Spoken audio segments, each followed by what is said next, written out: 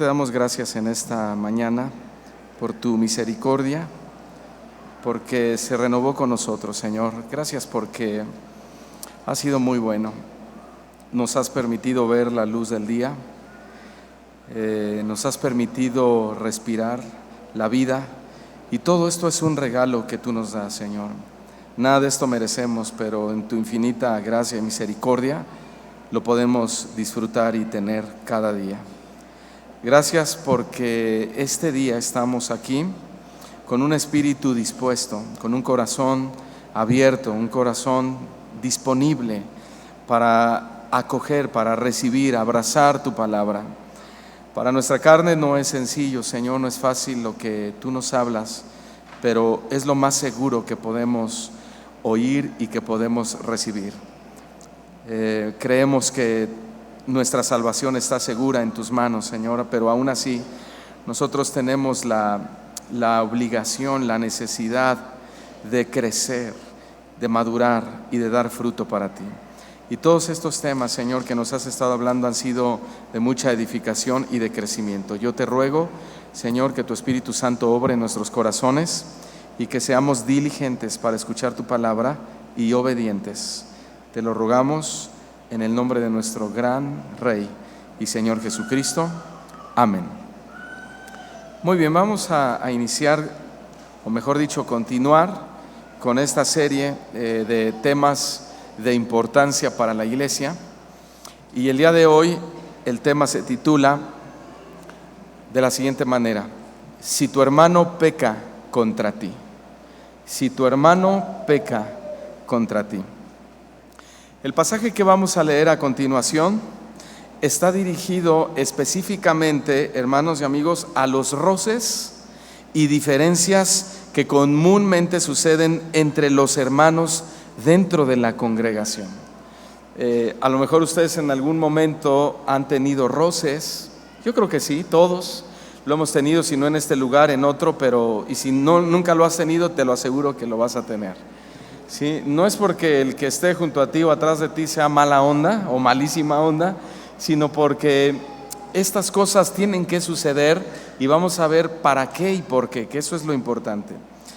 Jesús, hermanos, es quien nos va a dar las bases y los principios para saber qué hacer cuando tu hermano peque contra ti o cuando tu hermano peca contra ti. Quiero que vayamos a Lucas, Evangelio de Lucas, capítulo 17, versículos 3 y 4.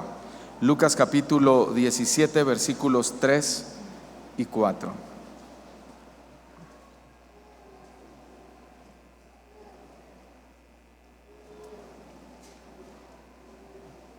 ¿Lo tienen? Son palabras de nuestro Señor Jesús, que dice de la siguiente manera: si tu hermano pecare contra ti, ¿qué hay que hacer? A ver, ¿todos lo tienen? Bueno, entonces, a ver, respóndanme. Si tu hermano pecare contra ti, ¿qué hay que hacer? Repréndele. Y si se arrepiente, perdónale. Y si 7 veces al día pecare contra ti, esta frase 7 veces al día significa todo el tiempo, es el número de plenitud de todo el tiempo, número completo. Entonces el Señor Jesús dice, a lo mejor va a haber un hermano que todo el tiempo te esté haciendo la vida de cuadros, que todo el tiempo esté pecando contra ti, que todo el tiempo te esté cruzando el pie, que todo el tiempo esté hablando mal de ti. A eso se refiere cuando dice, si aún 7 veces al día pecare contra ti, y 7 veces al día volviere a ti diciendo, me arrepiento, ¿qué debes hacer? Perdonarle. Hermanos, la vida está llena de situaciones complicadas y muchas de esas situaciones son difíciles de solucionar. No imposibles, pero sí se presentan en muchas ocasiones demasiado complicadas. Pero esas situaciones que se nos van presentando se complican aún más cuando la familia o los hermanos de la iglesia están involucrados. Es decir, que a veces nosotros como hijos de Dios estamos esperando que el problema, que la ofensa, el daño venga de afuera y no de adentro. Venimos a la iglesia y decimos, bueno, yo jamás me imaginé que dentro de la iglesia alguien me hiciera lo que me hizo. Yo creí que eso solamente pasaba afuera en el mundo. Pues fíjese que no.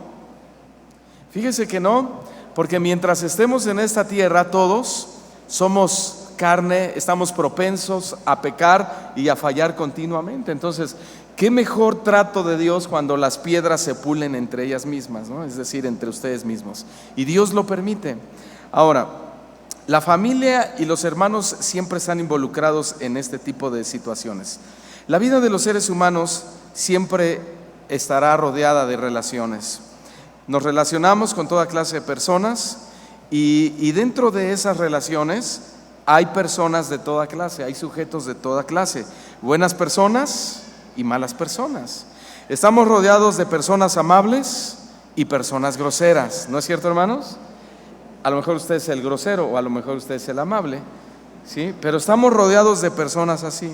Estamos rodeados de personas cordiales y personas antipáticas.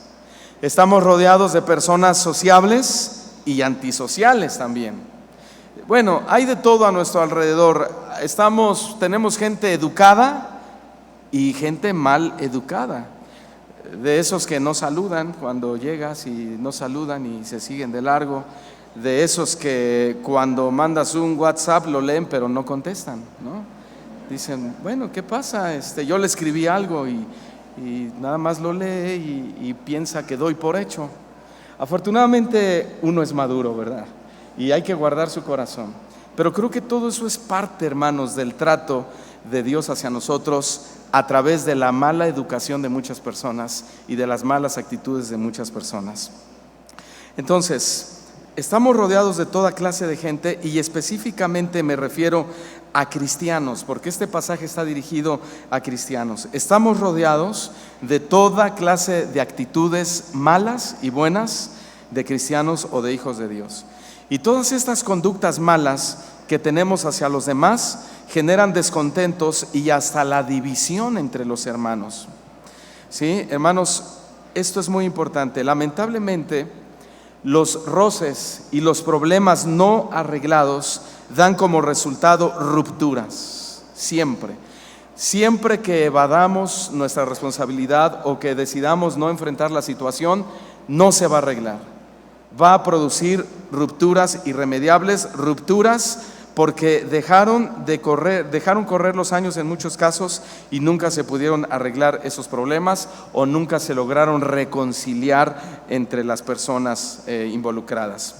Dios es enemigo de que todas estas cosas sucedan aquí en la iglesia, porque esta es la iglesia de Cristo Jesús, amén. Y Él es enemigo a eso, Él no quiere que suceda eso entre nosotros. Pero escuche bien, Dios que es enemigo de que los miembros de la iglesia sufran división por personas que obran mal, como lo acabo de mencionar, nos da la solución para que cuando seamos heridos por esta clase de hermanos, sepamos proceder antes de que llegue una división o antes de que la relación se afecte más de lo que ya está. Hoy hay muchos de los que están aquí que tenían grandes amigos tal vez en otros lados o aquí mismo y hoy dejaron de ser grandes amigos. Hoy son grandes enemigos, no se pueden ver ni en pintura, no se dirigen la palabra, ni el saludo. Son capaces de salirse de la fila del baño cuando ven que va saliendo y se salen y dicen, ya no me anda y al rato regreso en 5 minutos, con tal de no verlo a los ojos, con tal de no saludarlo. Y eso está mal.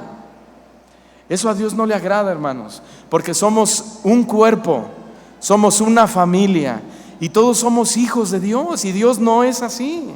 Ahora, Dios nunca nos ha dejado ver en la Escritura que por causa de nuestros pecados Él nos deje de hablar o Él tome actitud o Él tenga que ser grosero hacia nosotros. Es todo lo contrario. Dice la Escritura que su misericordia es para siempre. Vamos a ver al final que Él no quiere la muerte del pecador, sino que se arrepienta y viva. Entonces, hermanos, todo esto nos puede pasar a cualquiera de nosotros dentro de la congregación. Podemos ser víctimas de alguien que sea grosero con nosotros o que nos trate con menosprecio o que nos alcen la voz o incluso a ser humillados, escuchen bien, hasta por algún líder de la congregación. Todos podemos ser víctimas de eso. Y en el pasaje que acabamos de leer, Jesús nos da la solución para cuando tu hermano peque contra ti, aunque muchos buscan la salida fácil.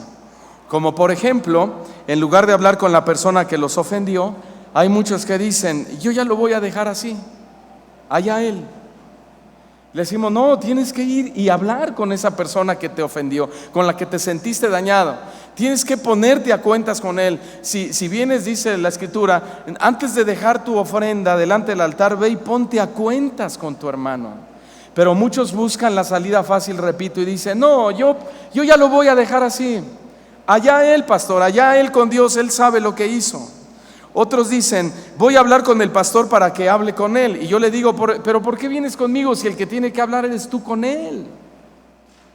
No es que usted es el pastor, aquí hay diáconos, son las autoridades en la iglesia. Bueno, sí lo somos, pero si tú primero no aplicas el principio a tu vida, el mandamiento, entonces nosotros no podemos intervenir en favor tuyo si primero no lo haces tú mismo.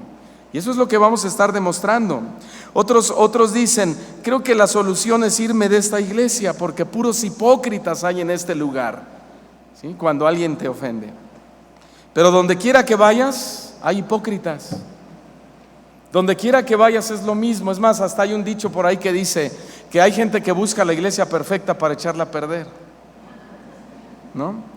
Hermanos, no nos olvidemos que la iglesia es un hospital de pecadores y por lo tanto nos vamos a encontrar con situaciones así todo el tiempo, pero ya va a depender de cada uno de nosotros cómo actuemos de acuerdo a la palabra.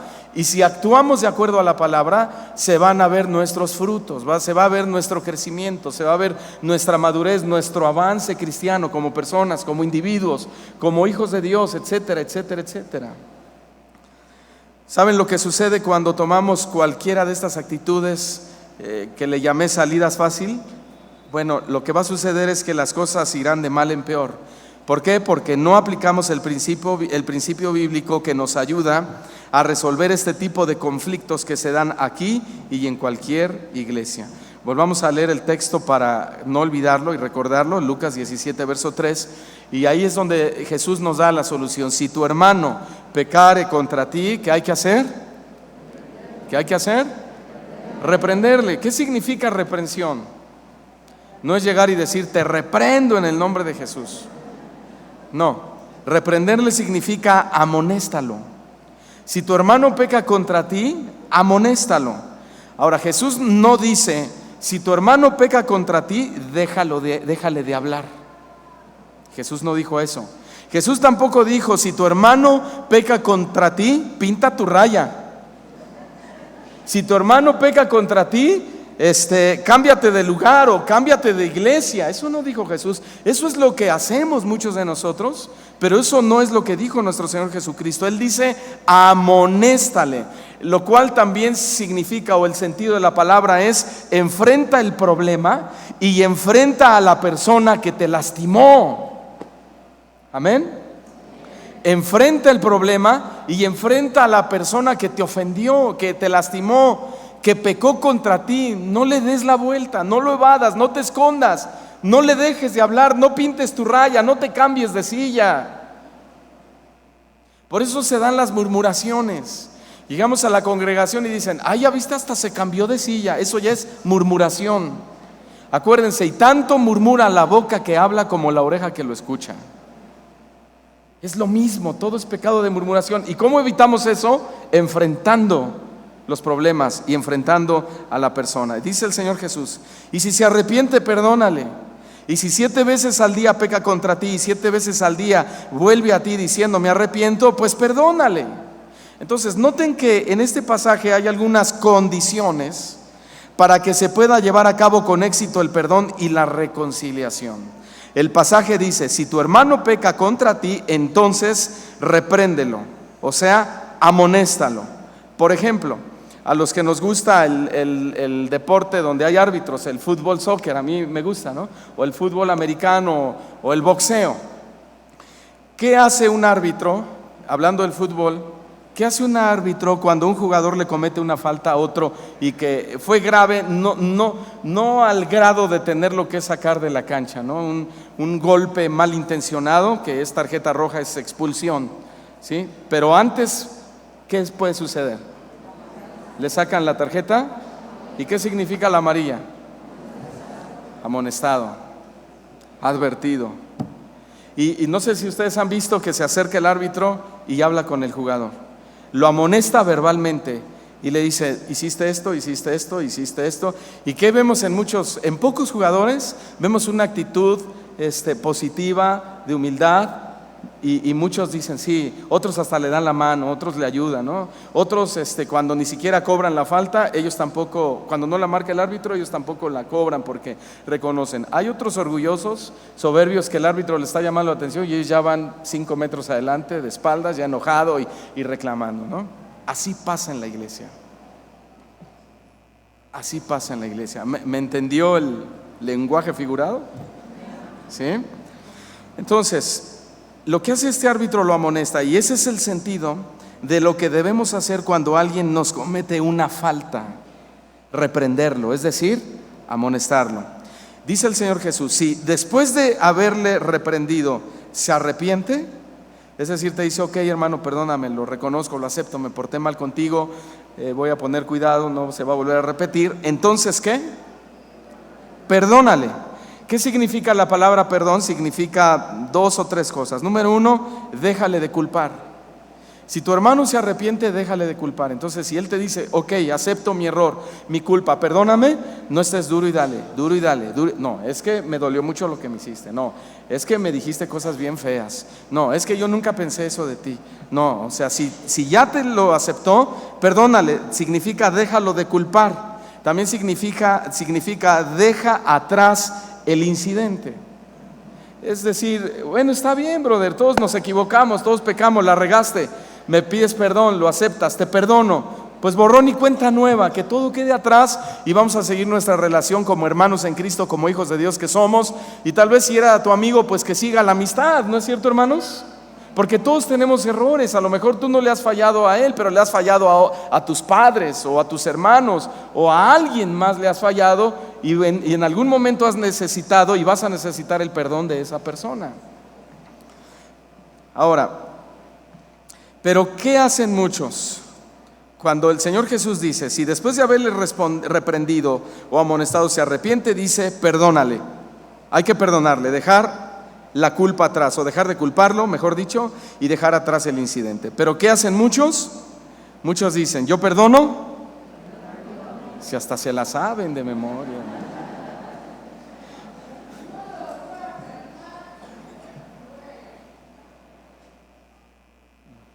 Un borrachito, hermano.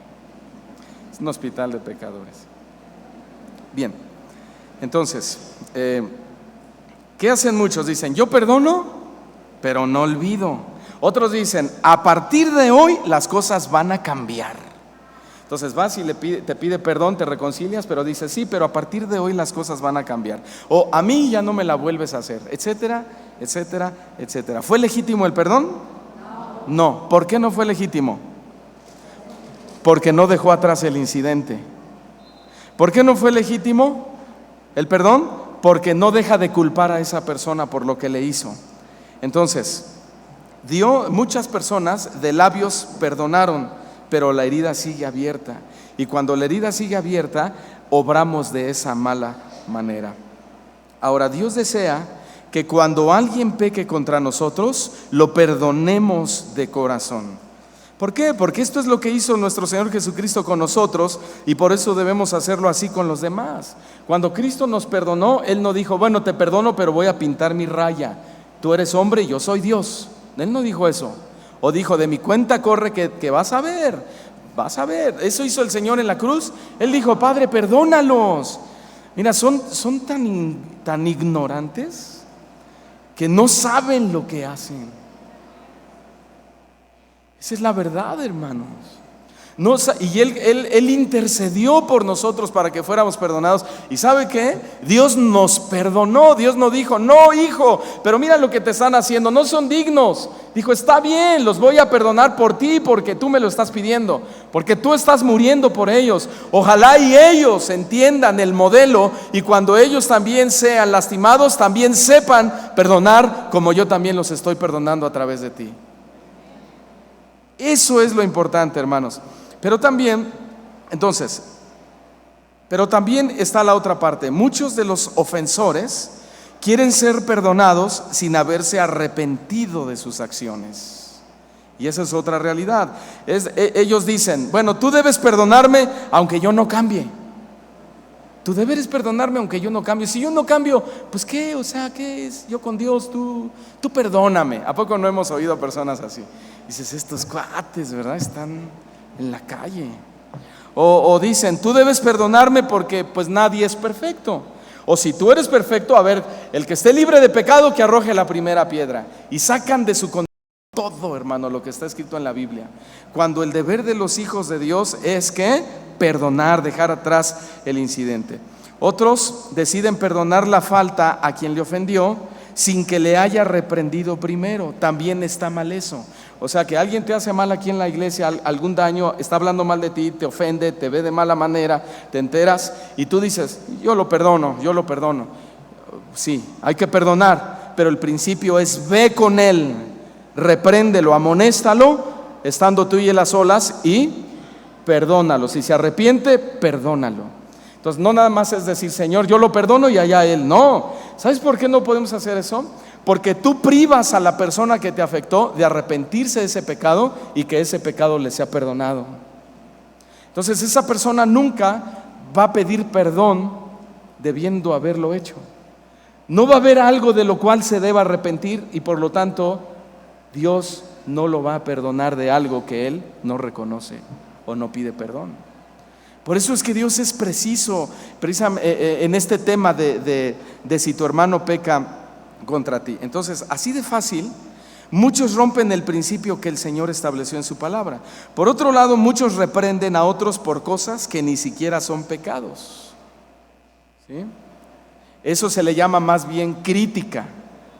Hay gente que critica todo y critica a todas las personas. Hacen como que reprenden a los hermanos, pero ni siquiera hay pecado. Esos son los criticones que hay en todas las iglesias, en todos lados. Hay en todos lados. A lo mejor el que está junto a ti es, a lo mejor, ni lo voltees a ver. Por ejemplo, en mi caso, he sido víctima muchas veces de ser reprendido por correos electrónicos por las predicaciones que damos o por los temas que estamos dando. Y entonces me reprenden y la gente me dice, no, es que no tiene amor, es que eso no es así, como que su eslogan dice una iglesia para todos, pero apenas llega un homosexual y ya lo están diciendo que eso es un pecado. Entonces, ¿dónde está el eslogan que es una iglesia para todos? Todo malentienden, ¿no? Todo o lo acomodan a como son ellos sin el deseo de cambiar y acercarse a Cristo. Y así somos atacados muchas veces. Yo en lo personal les pregunto, ¿yo estaré pecando contra alguien por predicar lo verdadero o por predicar estas cosas? ¿Qué piensan? No. ¿Tengo que pedirle perdón a alguien por hablar temas que a muchos no les gusta? Tampoco. ¿O me tengo que arrepentir por predicar todo esto? Pues no. Más bien yo debería reprender a las personas que me han reprendido, ¿verdad? Más bien yo tendría que amonestar a las personas que me han ofendido, que me han criticado por mail, etcétera, etcétera, etcétera. Ahora, si yo no reprendo a esas personas no van a tener oportunidad, como les acaba de decir, de arrepentirse, y yo no tendré la oportunidad de perdonarle, y por lo tanto, aquella persona no va a tener la oportunidad ¿de qué? De que Dios le perdone su falta o su pecado. Por eso es importante aplicar el principio de si tu hermano te ha ofendido o ha pecado contra ti, ve a solas con él y ponte a cuentas, perdónale, etcétera, etcétera, etcétera, repréndele. Si nosotros dejamos que las cosas pasen y no respondemos al que nos ofendió, ¿sabe lo que va a pasar? Que la próxima vez que nos encontremos con esa persona habrá más problemas, porque nuestra relación se verá más afectada por más heridas, intimidaciones y falta de perdón. Por eso no debemos dejar pasar en la ocasión y el momento cuando hemos sido ofendidos por alguien aquí en la congregación. Muchos creen que tienen que perdonar al que los ofendió sin necesidad de reprenderlo, sin que esa persona se arrepienta y sin que esa persona pida perdón. Pero eso no es lo que el Señor ordenó en su palabra. De hecho, es mucho más difícil perdonar a alguien a quien no le has hecho ver su falta que cuando se lo haces ver. Porque si tú no le haces ver su falta, todo el tiempo tienes guardado y anidado en tu corazón lo que te hizo. Pero el día que tú le hagas ver su falta y lo confrontes, lo reprendas, lo amonestas, como dice la Escritura, vas a ver que viene un descanso a tu alma, una libertad impresionante, donde vas a decir: yo ya hice lo correcto, lo que Dios manda. Si él no se arrepiente o él no pide perdón, ahora sí, el problema lo tiene esa persona. Pero tú dejas de tener esos problemas. ¿No quieres dejar de tener esos problemas, hermanos? Claro, muy pocos dijeron sí. ¿Qué pasó con los demás? Bueno, y de ahí surge una pregunta muy importante. ¿Qué pasa si reprendemos a la persona por algo que claramente es un pecado en nuestra contra, pero esa persona no se arrepiente y nunca nos pide perdón? ¿Qué pasa? Bueno, desafortunadamente eso pasa casi siempre, tanto en las iglesias como en la vida real, allá afuera en nuestra casa o donde nos desarrollemos. Mucha gente es muy orgullosa y nunca le dirán a nadie un lo siento. Nunca le va a decir a nadie un perdón. A veces escogen palabras, dicen, te pido una disculpa. A mí cuando me han dicho te pido una disculpa, yo les digo, no es lo mismo una disculpa que un perdón. O cuando llegan y dicen, perdóname si en algo te ofendí. Entonces, ¿a qué vienes si no sabes en qué me ofendiste?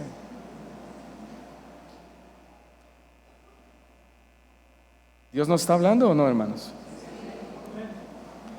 Cambie su vocabulario, seamos honestos con Dios y con nosotros mismos. Aceptemos nuestros errores, nuestras culpas, para que haya una verdadera bendición en el hogar y en nuestra vida personal. Entonces, escuchen bien, decir lo siento, aún por el detalle más mínimo que tú crees que has hecho mal, eso es ser humilde, eso es ser un verdadero cristiano, un verdadero hijo de Dios. Poner pretextos bíblicamente es hipocresía. Poner pretextos es mera hipocresía. El no pedir perdón no solo va a dañar a la persona ofendida, también va a dañar al ofensor.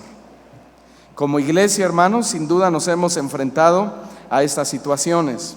Hemos tenido roces y muchas diferencias con algunos hermanos dentro de la iglesia, ¿no es cierto?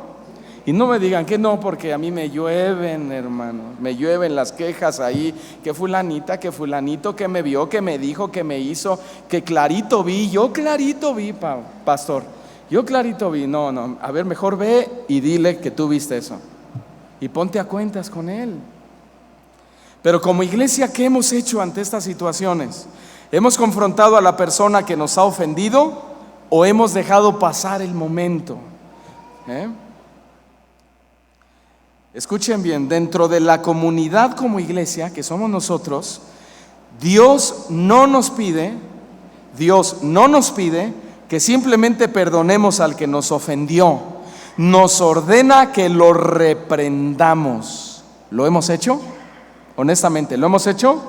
No. Vamos a leer el pasaje paralelo de Mateo capítulo 18, versículo 15 en adelante.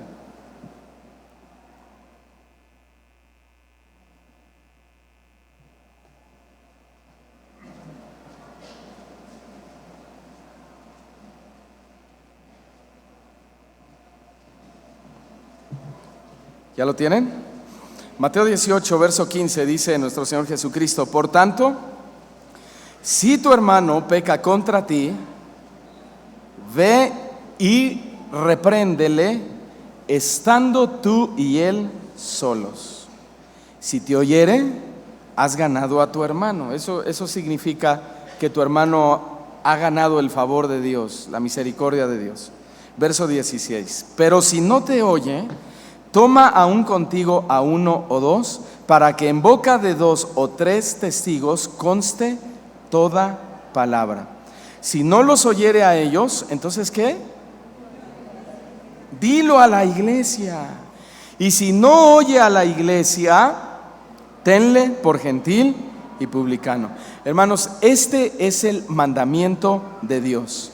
¿Por qué queremos nosotros hacerlo de otro modo? Si esta es la forma y aquí están los principios, ¿por qué nosotros queremos hacerlo, manejar la situación como nosotros creemos que sería lo mejor? ¿Acaso nosotros somos más sabios que Dios? A ver, respóndanme, ¿somos más sabios que Dios? ¿Acaso tenemos mayor inteligencia que Dios? Por supuesto que no. Y si Dios dice que tú tienes que ir con tu hermano a solas y reprenderle, entonces ve con tu hermano a solas y repréndelo. Exhórtalo, hazle ver su error, su falla, su pecado. No te quedes así. Eso va contra la Biblia, va contra los principios. ¿Por qué creemos que es mejor quedarnos callados ante el pecado que se está cometiendo frente a nuestros propios ojos? El principio dice: si tu hermano peca contra ti, repréndele, es decir, amonéstalo, dile su error. Si se arrepiente, ok. Si no, toma contigo 2 o 3 testigos. Si no los escucha, entonces dilo a la iglesia. Y si no escucha a la iglesia, entonces tenlo por gentil y publicano. La expresión "si tu hermano peca contra ti" está mejor traducida por la Nueva Biblia Española y dice así: si tu hermano te ofende, o si tu hermano obra mal contra ti. Ahora escuche bien, pero el sentido del texto es: si tu hermano obra mal deliberadamente contra ti, ve con él a solas y repréndelo. Si tu hermano peca deliberadamente contra ti, no se refiere a un accidente, no se refiere a un sin querer, sino una clara intención de dañar a tu hermano. Ahora muchos dicen: ay, pues perdóname, es que lo dije sin pensar. Eso yo no lo puedo creer, porque la Biblia claramente dice que de la abundancia del corazón habla tu boca. Y si lo dijiste, eso estaba en tu corazón. A lo mejor no lo querías hablar, pero te ganó el enojo, la presión, la situación y se lo soltaste. Aunque, perdóname, lo dije sin pensar, o no quise decir eso, pero sí, es cierto, sí lo queríamos decir. Lo dijimos porque estaba en la mente y en el corazón, y nuestra boca simplemente obedece lo que hay dentro de nosotros. Ahí está el problema. Ahí está el problema. Entonces, pero antes de nosotros rechazar al hermano que nos ofende, o de exigirle al pastor que hable con ese hermano, debemos dar 4 pasos, que son 4 principios. Si los aplicamos, vamos a ver menos casos de ofensas, y los pocos casos que se den van a ser resueltos fácil y rápidamente en la iglesia. ¿Cuáles son esos 4 principios o 4 pasos? Número 1, ve y repréndele estando tú y él solos. Número 2, si no te oyere, toma a 2 o 3 testigos. Número 3, si aún no te oyere, dilo a la iglesia. Y número 4, si tampoco oye a la iglesia, tenlo por gentil y publicano. Principio número 1, vamos a explicarlo: ve y repréndele estando tú y él solos. ¿Cómo aplicamos este primer principio, hermanos? Muy fácil. ¿Cómo? ¿Cómo? No le cuentes a nadie. No le cuentes a nadie lo que te han hecho. A nadie. ¿A quién? A ver, a mí me interesa que esto lo hayan escuchado todos. No le digas a nadie lo que te hayan hecho, ni a tu mejor amigo, ni a tu mejor amiga, ni a tu primo, ni a tu prima, ni a tu comadre, ni a tu compadre, ni al diácono, ni al pastor. Oigan, ni al pastor. Ve directamente tú con la persona que te ofendió y a solas dile que estuvo mal lo que te hizo. Ese es el primer principio. Oiga, pastor, que yo tengo un problema con él, ¿puede hablar con él? No, ni puedo ni quiero. Ve y habla tú con él. Bueno, ¿puedo llamarle a un diácono? Todavía no.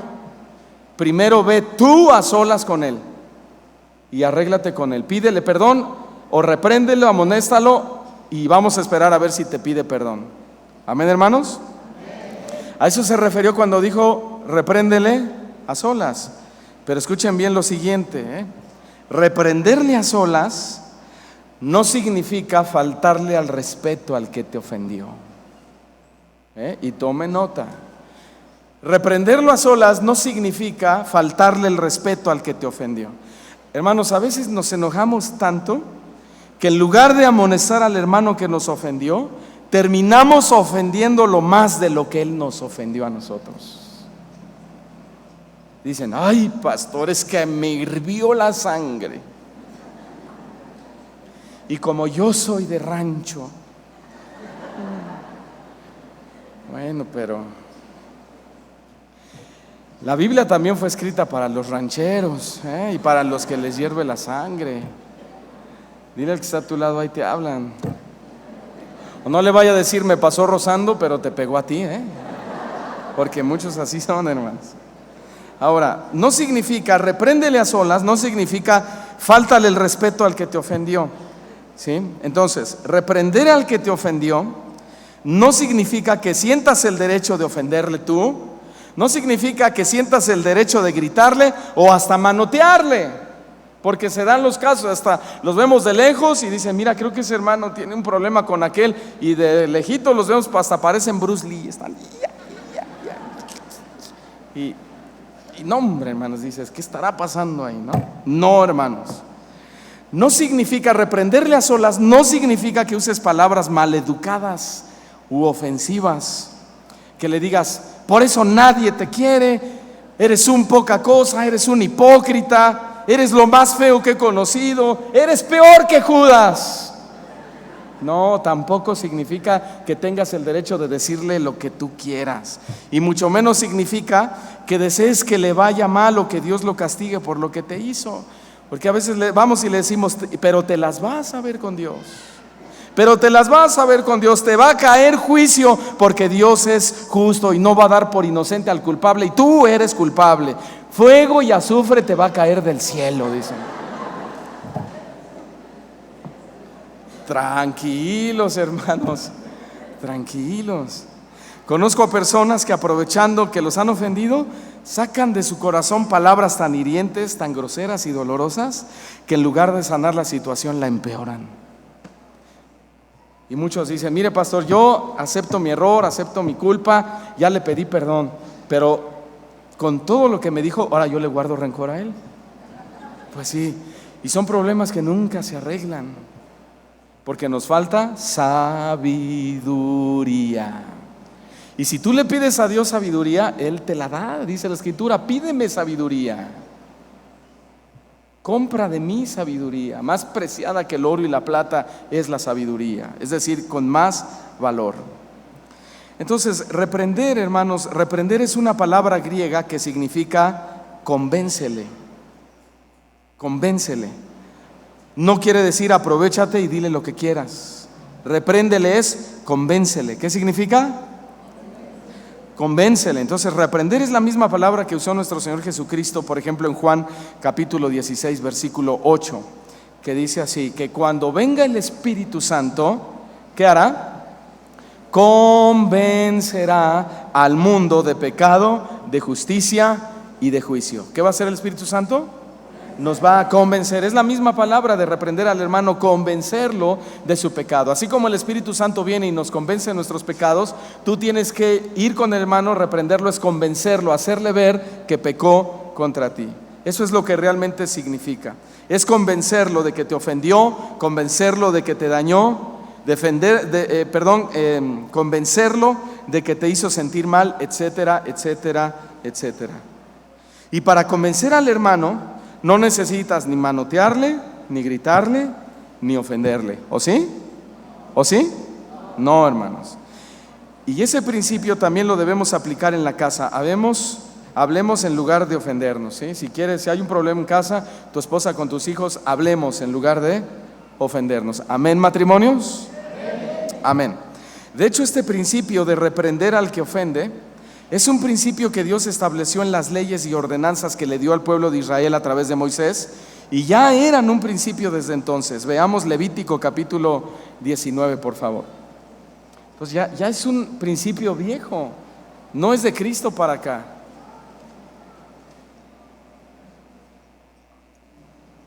Levítico 19, 17 dice así.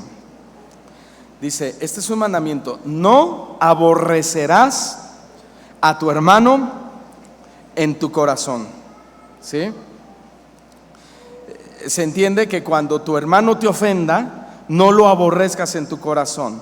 Luego dice, razonarás. Esta palabra razonarás es la misma palabra reprenderás. Entonces, Dios le dice a Moisés, no te ofendas en tu corazón, o sea, no lo aborrezcas en tu corazón. Mejor que repréndelo o razónalo, ese es otro sentido de la misma palabra. Razona con tu prójimo para que no participes de su pecado. Vean qué importante. O sea, si tú no razonas, si tú no vas y hablas con él, aunque haya sido la parte ofendida, también estás en pecado, cometes en pecado y participas del mismo pecado de él. ¿Por qué? Porque tienes que aplicar el principio de ir con él a solas y reprenderle y ponerte a cuentas con él. Y si no aplicas el principio, aunque haya sido el ofendido, te conviertes también en ofensor por haber omitido, violado el principio de la Escritura. ¿Fui claro en esto, hermanos? ¿Sí? Ok. ¿Qué entendemos por razonar?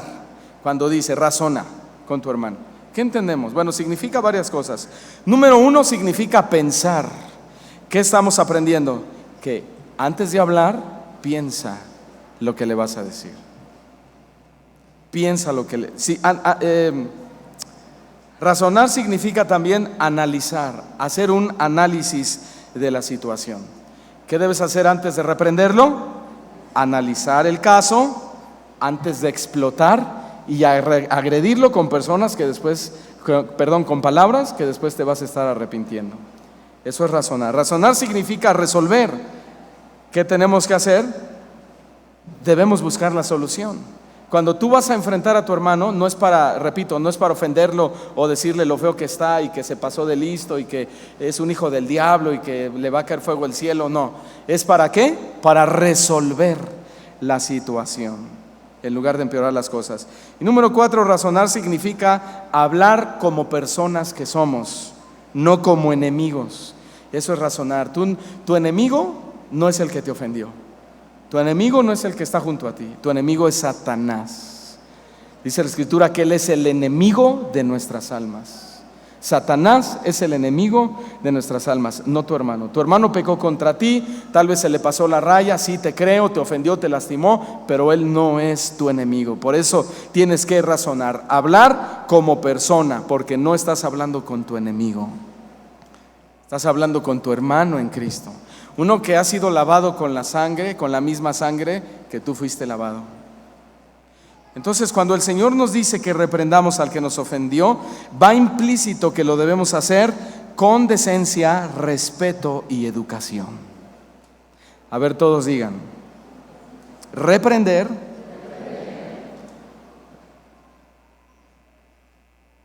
debe hacerse con decencia, respeto y educación. Amén. Ahí sí necesito un amén de todos. Amén. ¿Qué significa amén? Así sea. ¿Cómo? ¿Cómo va a ser? ¿Cómo va a ser? No. Con decencia, con respeto y con educación. Amén. Así sea. ¿Verdad? Hay refranes, hermanos, que no son bíblicos, pero que contienen mucha sabiduría. Por ejemplo, hay uno que dice: el respeto, el respeto puedes pedirlo, pero es mejor ganártelo. El respeto puedes, respétame. No, gánatelo. Gánate el respeto con tu testimonio, con tus actitudes, con tu vida, con tu decencia. ¿Eres de los que saludas cuando llegas o no?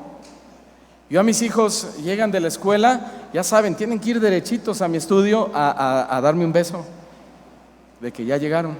A veces van dormidos, que vienen de la escuela, y sube, siempre me pasa, casi siempre con Dani, sube enojado.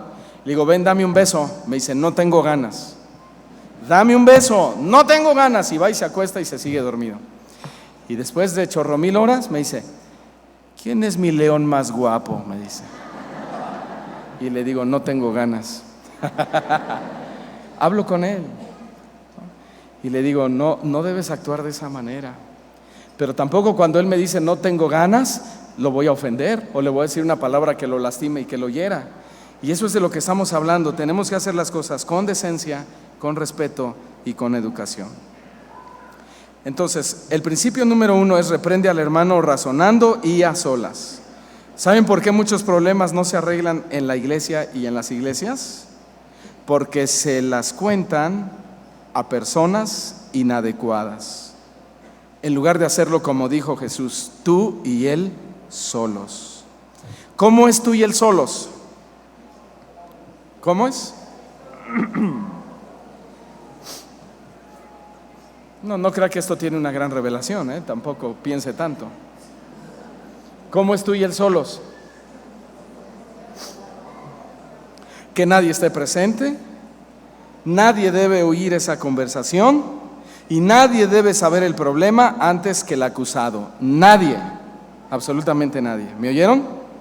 Ahora, si el acusado reconoce su error, debes perdonarlo y olvidarte del asunto. No debes contarle a nadie lo que pasó. Eso solamente quedó entre los dos. Porque aunque ya te perdonó y vas y se lo cuentas, pasa lo mismo. Al rato va a haber un pecado de murmuración. Ay, fíjate que me hizo y me dijo, pero yo fui como un buen cristiano que soy y lo reprendí a solas. Y me pidió perdón, por poco y se me arrodilla, fíjate. ¿Y qué le dijiste, mana? No, pues manita, yo le dije, sí, te perdono, vete y no peques más. Y al rato, hermano, no, él es el que se le arrodilló a ella, y todo va cambiando. Ella dijo, casi se me arrodilló, pero como es un chisme, al rato dicen, este se le arrodilló, y va cambiando, ¿no? Ya se hizo una murmuración. A solas. A solas. Cuando estás discutiendo con tu esposa algún tema en tu casa y están los chiquitos ahí, a ver, mis hijos, búscale. Tu madre y yo tenemos que hablar a solas. Ustedes no pueden oír aquí, ¿no? Porque luego se imaginan otras cosas. La ven, una vez mi esposa estaba llorando de algo, no me acuerdo, una experiencia bonita, me la contó y lloró, le causó sensibilidad en su corazón, y yo estaba oyéndola y en eso llega Dani y la ve y me ve. ¿Por qué la haces llorar? Luego, no la hice llorar. Si tú le hiciste llorar, ¿por qué está llorando? Una persona que llora, dice, es porque algo le deducen. Y la gente deduce, hermanos.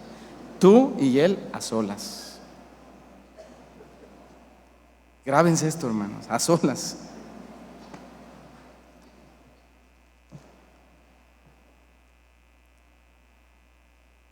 Entonces, no debes contarle a nadie lo que pasó. Eso debe quedar entre los dos únicamente. ¿Qué sucedió entonces? Sucede que el transgresor te escuchó y, como dijo Jesús, has ganado a tu hermano. Es decir, has exterminado el problema y tu relación con él va a estar bien, se sanará.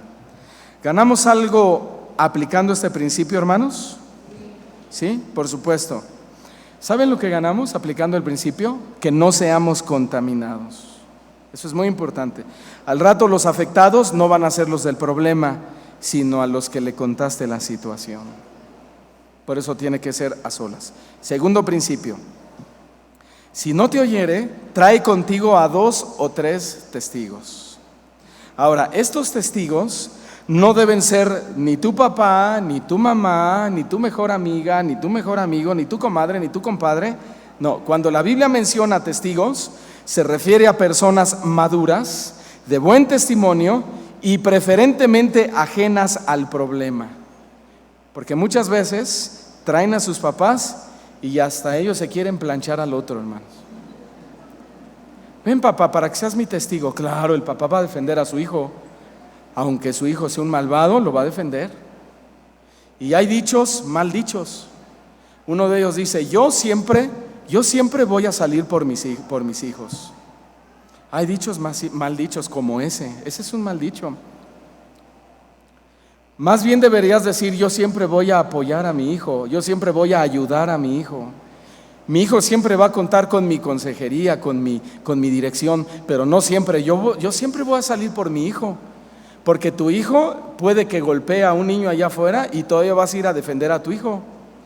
Tu hijo puede que sea un delincuente y que eres capaz hasta de vender tu casa por pagarle con tal de que no se lo lleven al bote, porque tú siempre vas a salir por tu hijo.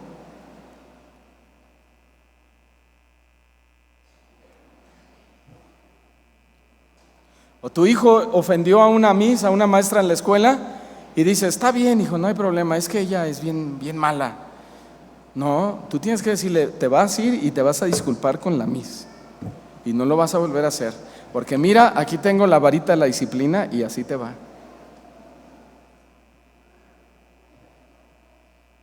¿Estamos de acuerdo, hermanos?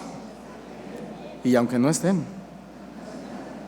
Entonces, deben ser personas los testigos y de la iglesia que conozcan a los involucrados para que ellos den fe de lo sucedido. O sea, entre ustedes mismos deben ponerse de acuerdo y buscar la reconciliación a toda costa, entre ustedes mismos. La intención de los testigos no es que cada quien apoye a su amigo. La intención es que entre todos reconcilien la relación entre los afectados, ya que todos son parte de la misma iglesia y del mismo cuerpo de Cristo. ¿Por qué debe haber testigos? Muy simple, para protegerse de la calumnia de cualquiera de las dos partes. Por eso debe haber testigos. Porque al rato dicen, no, eso yo no le dije, no, eso lo inventó, o yo no quise decir eso, etcétera, etcétera. ¿Por qué? Porque no hubo testigos. Para eso debe haber testigos, hermanos. Ahora, número 3, si aún este segundo principio no da resultado, ¿cuál es el siguiente paso? Dilo a la iglesia. Este es el tercer paso. Cuando tu hermano ha pecado contra ti, o este es el tercer principio. Pero pongan mucha atención.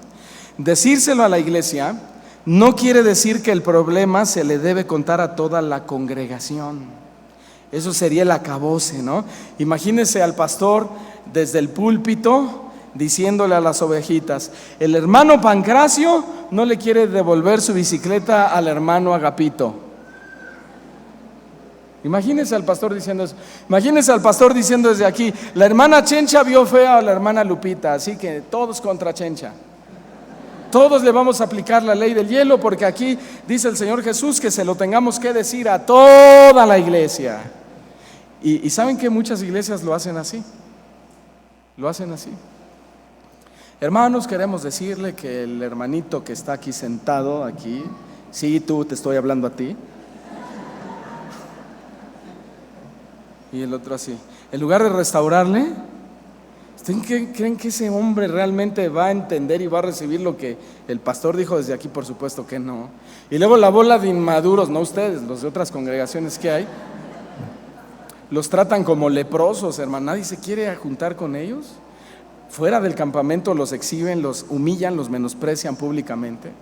Y a lo mejor no con palabras, pero con actitudes, con miradas. Se acerca con el pastor y el pastor se pone las manos atrás, ¿verdad? ¿Qué? ¿Qué quieres? ¿Qué necesitas? Pecador. Ni que él no fuera, ¿verdad? Ya está pecando con hacer eso, hermanos. Cuando Jesús dijo: si no lo oye, dilo a la iglesia, se refiere a los que representan el grupo que comprende la iglesia. ¿Quiénes son los que la representan? El liderazgo, específicamente los diáconos, ancianos y los pastores. A ver, no sé cuántos de los diáconos estén aquí presentes. Pónganse de pie, por favor, así para que les den una vistita rápida o que los identifiquen. Los que están en el diaconado, aquí está Pepe, Susana, gracias. Aquí está Nacho, de este lado. Sí, aquí está Sujei junto al ventilador. Allí está Charlie levantando la mano. Gracias. ¿Alguien más? El hermano Jesús, ¿dónde? ¿Quién es? Cosme, el hermano Cosme también está en la parte de atrás. Aquí está Sammy y Sherry parados al frente, que son líderes de alabanza.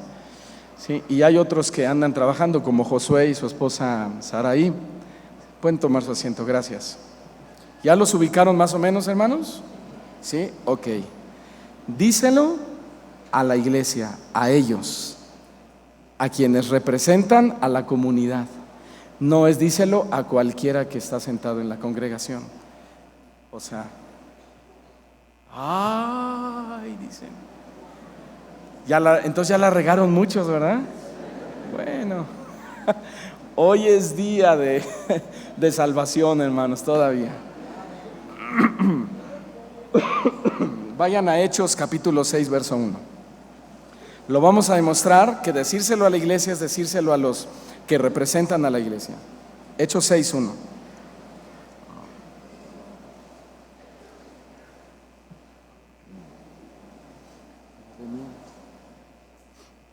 Hechos capítulo 6, verso 1. Dice así: en aquellos días, como crecía el número de los discípulos, ¿Qué pasó? Hubo murmuración, es decir, es lo que estamos hablando, ¿no? Uno ofendía al otro y otro ofendía al otro. Hubo murmuración de los griegos contra los hebreos de que las viudas eran desatendidas en la distribución diaria. Entonces los 12, los apóstoles, convocaron a la multitud de los discípulos, subrayen, de los discípulos, o sea, no a la multitud de creyentes, sino a los discípulos, y dijeron: ¿no es justo que nosotros dejemos la palabra de Dios para servir las mesas?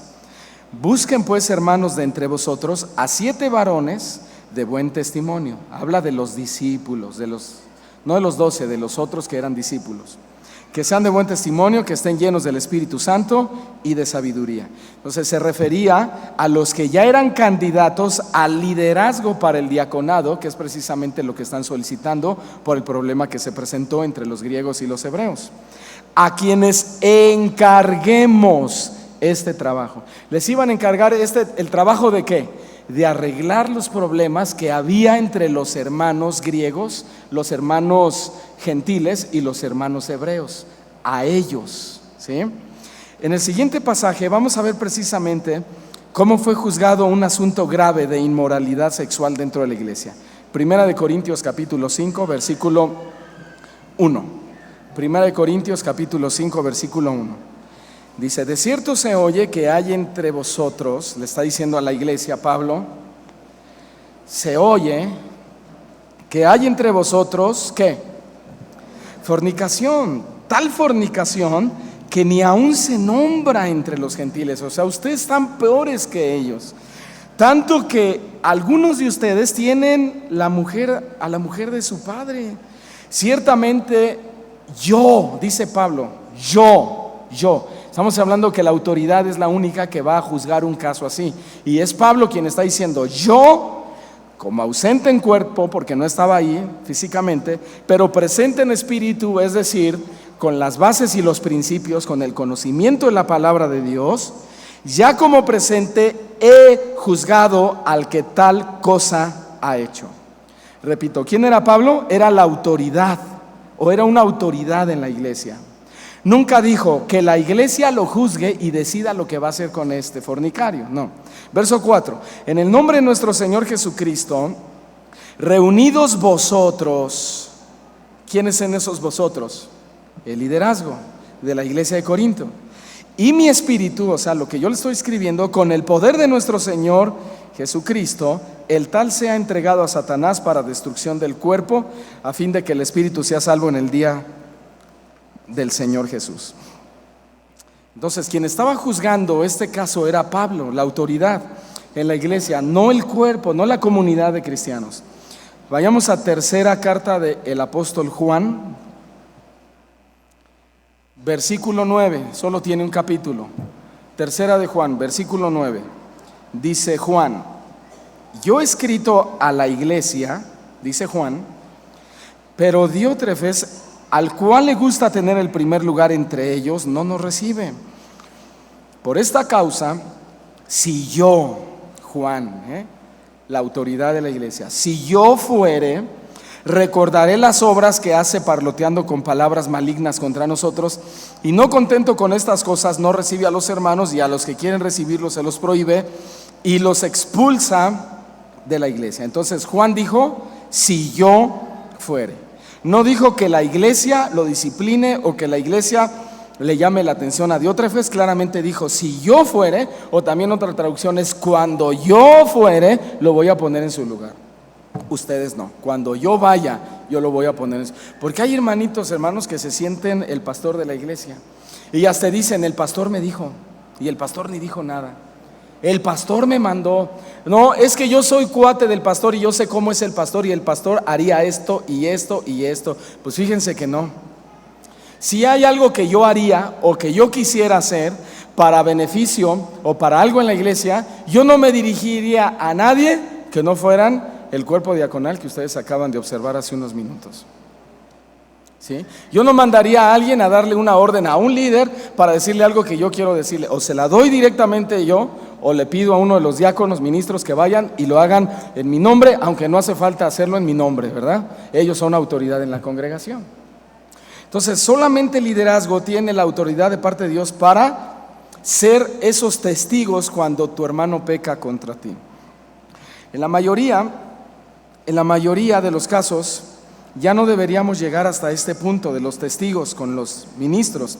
La mayoría se resuelve en los dos primeros. ¿Cuáles son los dos primeros? A solas y reprendiéndole personalmente al que te ofendió. Pero si se llega a este paso de tener que ir con los diáconos o los pastores de la iglesia, hermanos, es porque seguramente hay orgullo en el corazón de alguno de los dos involucrados. Bueno, ¿y qué pasa si el que ofendió tampoco reconoce su culpa ante los diáconos? No reconoce su culpa ante los pastores, obviamente no la reconoció contra el que lo ofendió. Pasamos al cuarto paso. El cuarto paso es: tenle por gentil y publicano. La frase gentil o tenerle por gentil y publicano tiene dos sentidos principalmente. Número uno, significa, esto es muy fuerte, pero significa alejarse de esa persona y considerarla repulsiva. Alejarse de la persona que no se arrepintió, que no pidió perdón de su pecado, y considerarla como una persona repulsiva. Número dos, la frase gentil y publicano también significa un no creyente o un no convertido, uno que no es hijo de Dios. Muchos, cuando llegan a este punto de tenerles que reprender de esa manera y considerarlos como gentil y publicano, como gentes repulsivos, dicen: no, en esta iglesia no hay amor. ¿A poco no, hermanos? No, aquí no hay amor. ¿Quién se cree el pastor o quién se cree el diácono? ¿Quién se cree aquel líder para acercarme y decirme: oye, ven, voy a atestiguar una situación que hay entre tú y tu hermano? ¿Quién se cree? No, si esto es con Dios, yo tengo a Dios y yo puedo ir a Dios. Sí, bueno, todos debemos ir a Dios, pero hay que arreglar las cosas de la tierra también conforme a las cláusulas, a las leyes civiles y humanas que Dios nos dio para que entre nosotros haya una buena relación como hijos de Dios. Tú no puedes presumir tener una buena relación con Dios si no la tienes con el que está a tu lado o con tu propia familia. ¿Cómo puedes amar al que no has visto si aborreces al que ves? Dice la Escritura. Tú no puedes decir que amas a Dios al que nunca lo has visto y aborreces y tratas mal al que está junto a ti. No puedes decirlo. Eso es hipocresía, hermanos. Es mentira. Pero la Biblia es clara y es confrontante. Por ejemplo, cuando Pedro llegó a la casa de Cornelio, y Cornelio era un gentil, escuche cómo se expresó en Hechos de los Apóstoles capítulo 10 versículo 28. Hechos 10, 28. Dice: y les dijo Pedro a toda la comunidad de cristianos, de creyentes que había ahí, les dijo: vosotros sabéis cuán abominable, esta palabra es repugnante o repulsivo. Sí, cuando dice tenerle por gentil y publicano. Ustedes saben qué repugnante y abominable es para un varón judío juntarse o acercarse a un extranjero, es decir, a un gentil. Todos los que no eran judíos eran considerados gentiles y por lo tanto eran repulsivos para los propios judíos. Y el Señor dice que si el que peca contra ti no se arrepiente, no le pide perdón al que ofendió, no se arrepiente aún delante de los testigos, entonces esa es una persona repulsiva, es un gentil y publicano, es un no creyente, es un no hijo de Dios. Qué dura es la palabra, ¿no, hermanos? Pero esa es la verdad. Bueno, si la Biblia lo dice, es verdad. Ahora, en Juan capítulo 4, versículo 9, está aquella historia conocidísima por todos de Jesús y la mujer samaritana. Dice que el Señor Jesús llega a ese pozo, es el pozo de Jacob, y él quiere beber, él tiene sed, y a propósito, deliberadamente, el Señor Jesús, no es que él no sabía la ley, no es que él no era celoso de su nacionalidad judía, etcétera, sino que deliberadamente, a propósito, se acerca con una mujer gentil, con la mujer samaritana. Y entonces la mujer samaritana le dice a Jesús: ¿cómo tú, siendo judío, me pides a mí de beber, que yo soy samaritana? O sea, que soy gentil. Porque judíos y gentiles o samaritanos no se tratan entre sí, es decir, no se hablan. Judíos y gentiles, no hay relación entre ellos, no hay contacto alguno, ni siquiera se deben acercar. No sé si me esté alcanzando a entender, hermanos. ¿Sí? Entonces, de acuerdo a estos pasajes, hay dos cosas que se deben hacer con el hermano que no quiere reconocer su falta ni permite que sea restaurado. Número uno, la iglesia debe considerar a esta persona repulsiva, es decir, como alguien con la que no deseamos estar. No que te lo encuentres y que le digas guácala, ¿sí? No, sino esa persona debe ser considerada como alguien con la que no deseamos estar, con la que no deseamos convivir, con la que no deseamos compartir y ni siquiera hablar. ¿Por qué? Porque es repulsiva. ¿Por qué? Porque no se quiere arrepentir de su pecado, aun cuando se le ha enfrentado con testigos y con todos los principios que establece la palabra de Dios. ¿Sabes qué? Discúlpame, pero no puedo ser tu amigo. ¿Cómo crees? Si Cristo te perdonó tus pecados, ¿quién eres tú para no perdonárselos a él o a ella?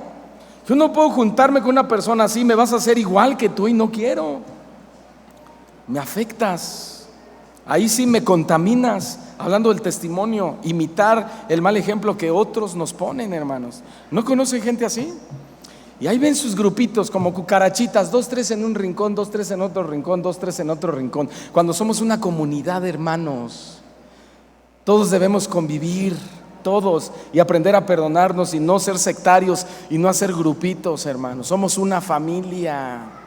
Todos tenemos que saludarnos a todos, abrazarnos con respeto, por supuesto, tenemos que hablarnos, tiene que haber convivencia. Qué bueno que me enterara que los de aquí invitaron a los de acá a comer un domingo y los de acá el otro domingo y todos nos juntamos, hermanos. Pero cuando hay quienes no lo hacen, son repulsivos, pues no son hijos de Dios. Unos dicen, bueno, yo me junto contigo, pero con él no, si no te juntas con él, tampoco no te quiero de amigo.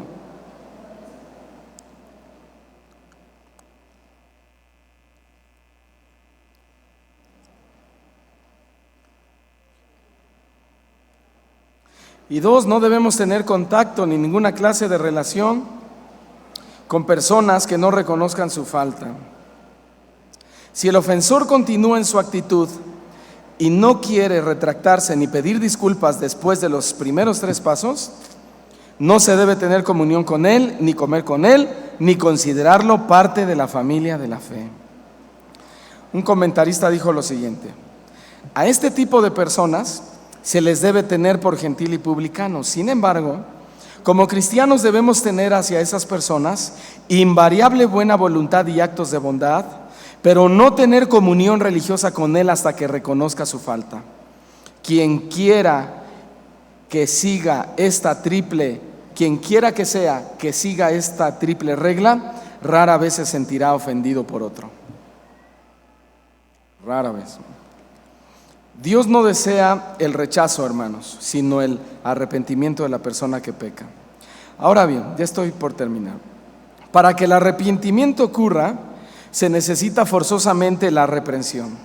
Pero si la persona reprendida no quiere escuchar a nadie, entonces esa persona debe ser quitado, señalado en el sentido que ya lo dijimos, y evitado. Pero sobre todo, debe ser restaurado por el liderazgo de la iglesia. Y nosotros tenemos, hermanos, manuales y formas de restaurar muchas áreas que están afectadas aquí en la congregación. Problemas familiares, adulterio, fornicación, depresión, fornicación, la ira, ¿qué otras cosas? Homosexualismo, lesbianismo, falta de perdón, activismo, amor al dinero, amor al trabajo, falta de tiempo. Tenemos muchísimos temas, hermanos. Cada manual de restauración nos llevamos aproximadamente de 6 meses a 1 año, depende de la gravedad. Se hacen entrevistas de cada 15 días por medio de los diáconos y se les da un seguimiento para que ustedes puedan salir adelante. Entonces, si de entrada, si tú no quieres aceptar tu error y hay orgullo en tu corazón, bueno, vas a tener que ser separado en ese sentido de la comunidad porque eres un peligro para otros, pero no te vamos a dejar en la congeladora como muchas iglesias lo hacen, que te dicen estás disciplinado, siéntate hasta atrás y nadie le hable. Esas personas terminan yéndose a iglesia o hasta yéndose al mundo de regreso otra vez. Nosotros las tomamos y las restauramos en un lapso de 6 hasta 1 año, depende de la situación de cada uno de ustedes. Y eso es lo que realmente hace crecer y madurar a una congregación. Amén. Las puertas siempre deben estar abiertas, siempre y cuando las personas se arrepientan. Vamos a leer el último versículo bíblico en Ezequiel capítulo 33, versículo 11 y termino. Ezequiel 33, 11. Diles, vivo yo, dice Jehová el Señor, que no quiero la muerte del impío, sino que se vuelva el impío de su camino y que viva. Volveos de vuestros malos caminos. ¿Por qué moriréis, oh casa de Israel? O sea, ¿por qué escoger la muerte si puedes elegir la vida aceptando tu culpa, pidiendo perdón, arrepintiéndote de tu pecado? ¿Por qué has de morir en tu orgullo? Conclusión, hermanos. Una vez que la persona se arrepienta, el pecado es perdonado y la persona puede volver a la comunión con Dios y a la comunión con los hermanos. Alguien dijo lo siguiente y con esto termino. Las puertas nunca deberían cerrarse a un pecador arrepentido, pero tampoco deberían ser abiertas a alguien que ha sido reprendido del modo que el Señor ha establecido y aún así no se arrepiente. Lo voy a volver a leer. Las puertas nunca deberían cerrarse a un pecador arrepentido, pero tampoco deberían abrirse a alguien que ha sido reprendido del modo que el Señor ha establecido y aún así no se arrepiente. Amén. Amén. Oremos, inclinen su rostro, por favor. Te alabamos, Señor, y te damos muchas gracias.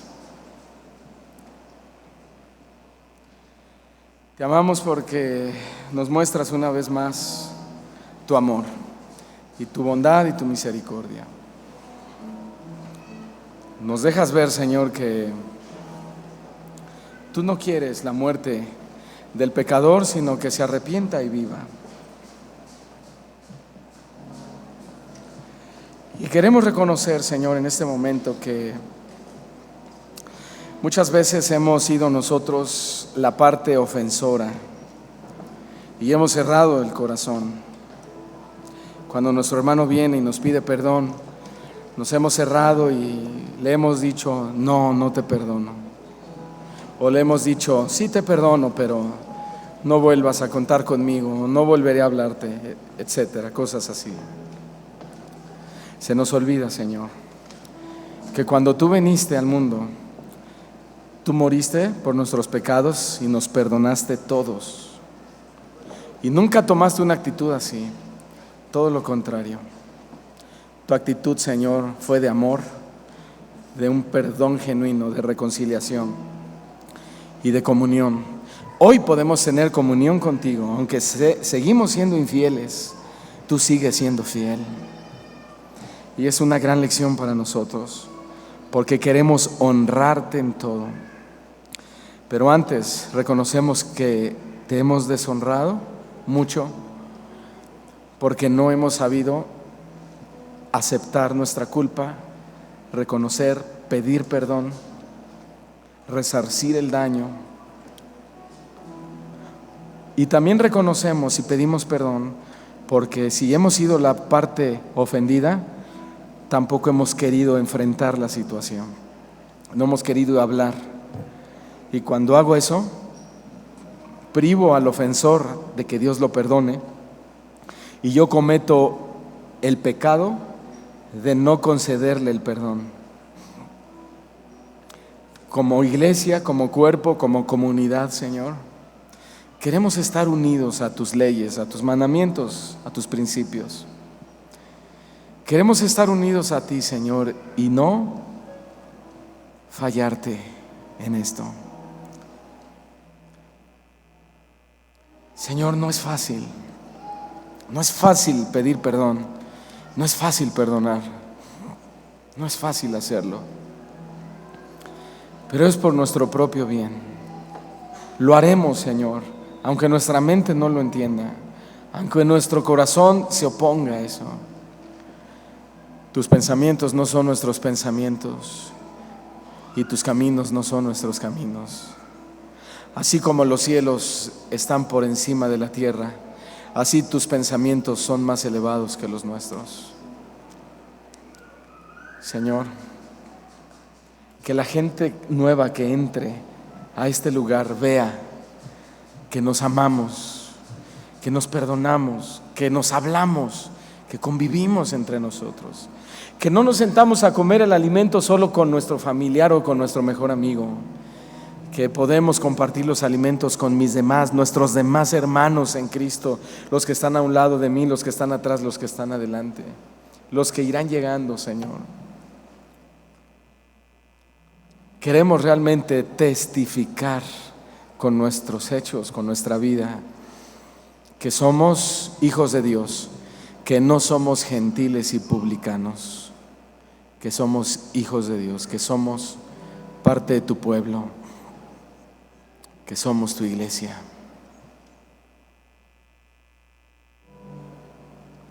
Tómale la mano a tu hermano y suavemente oren unos 2 o 3 minutos entre ustedes y oren por la unidad, oren por la unidad. Oren, pídanle al Señor y díganle: Señor, quiero estar unido a mi hermano que tengo atrás, adelante, al frente, a mis lados, en tu amor, Señor, en un buen espíritu. Oren, unámonos en esta oración. Sigan orando.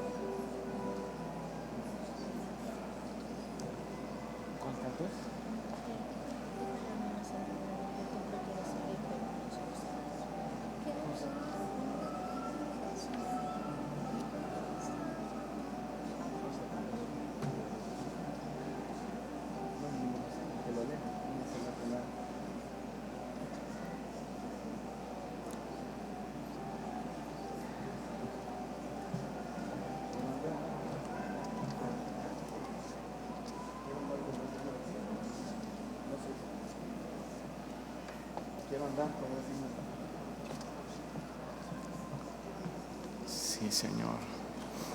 Oren, sus voces se eleven ante su presencia.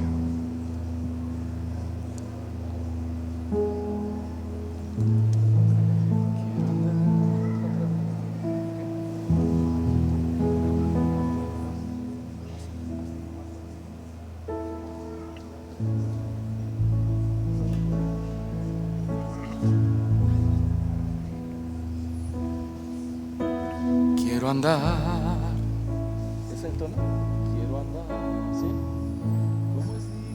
Quiero andar como es digno de ti, agradándote en todo, Señor, y llevar mucho fruto ante ti. Conocerte y saber más de ti. Quiero andar como es digno de ti, agradándote en todo, Señor, y llevar mucho fruto ante ti. Conocerte y saber más de ti. Quiero conocerte más, que no caiga, cada día más y más. Tu palabra obedecer y por ella yo crecer.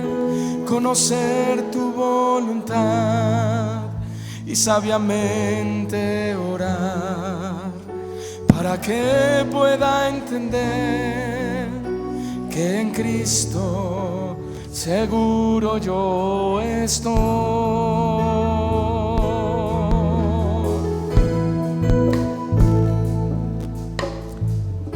Tomen su lugar, hermanos, siéntense por favor. Gracias.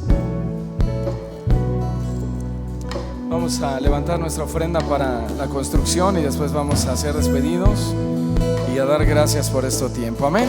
¿Cuántos tienen gozo en su corazón, hermanos? Bueno, vamos a ofrendar con gozo en nuestros corazones. Señor, pedimos que bendigas Saldador Alegre y que sigas multiplicando para continuar y terminar con esta construcción y esta ampliación que es para ti y para que nosotros podamos estar bien. En el nombre de Jesús. Amén y amén. Pueden pasar las ofrendas.